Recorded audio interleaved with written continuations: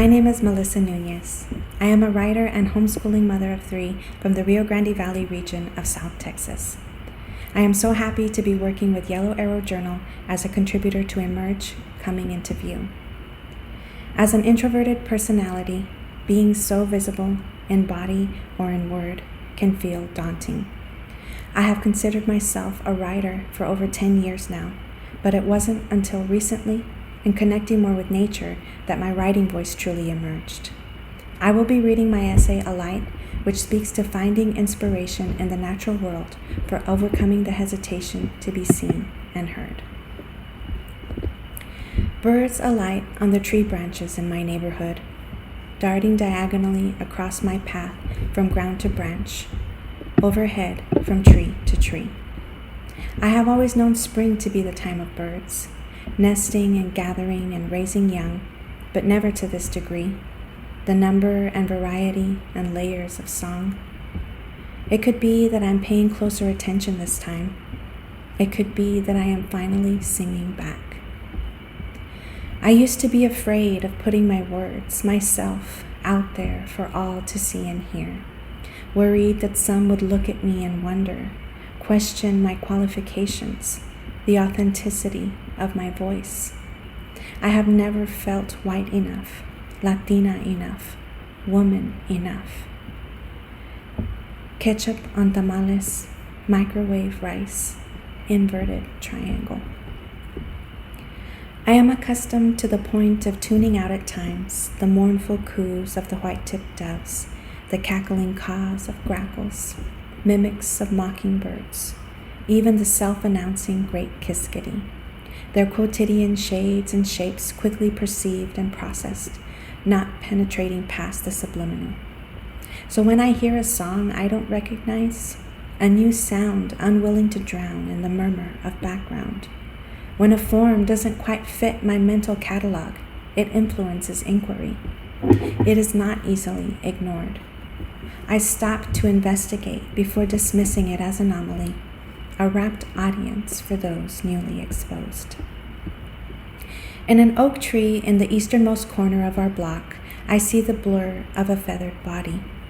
The color is a muddy brown like the juvenile or female grackle, but smaller in form.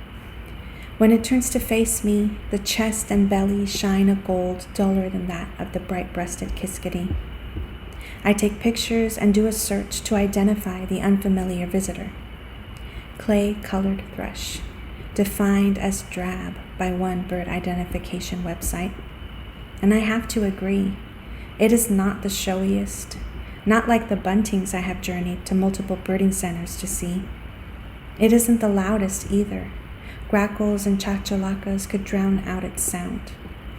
It is not insistent, not demanding, but the variation of intonation, strains and phrases lilting upward, serve as an invitation to listen, to be heard.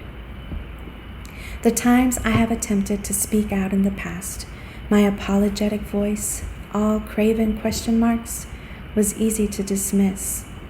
The words spilling out of my weak lips halting and hesitant, stumbling over my father's strong chin like a novice in heels. They refuse to roll steady. They quiver and quake like a muscle tensed, at the ready, but unused. What is she doing here, is what I imagine, the question from the shadow audience on the wall of my conscience. This past year, I have decided to sing. There are so many things going on, long brewing burdens now bubbling to the surface that impact so many people in countless ways. Things I have tried to explain to my children but can't always define. The reason I combed my hair 100 times on each side at night as a tween in an attempt to flatten and straighten the frizzy waves. The reason my hair is usually red. The reason I bristle when extended family members explain from social media soapboxes who is deserving, who belongs. Forgetting, or maybe not caring, we only have half our ancestry in common. The clay-colored thrush has been sighted in Texas in gradually increasing numbers, though not as common in frequency as other avian residents. A pair of them have chosen to nest in the corner where I first spied them. They fight for room. I have seen them dive bomb grackles encroaching on their space. The larger bird inflates its cobalt black feathers and emits its bullet croak of protest, but it moves. The grackle has been here longer, crossing land, crossing water over a century ago, and has made itself familiar among the proliferation of urbanizing populations. But it was once new, too. When inhabit meant belong, when taken space became home. This world we walk is trembling. It is volatile with voices clamoring to be heard. I might not always find homophonic vibrations. I might be discordant. I might not be as loud or as graceful. I might not always get things right, but there is space for me, for those like me, too. Now, when I pass, I listen, even though I already have recorded many of its songs. The clay-colored thrush can be hard to spot with its muted plumage, but that voice, it stops me in my tracks every time. Thank you for listening.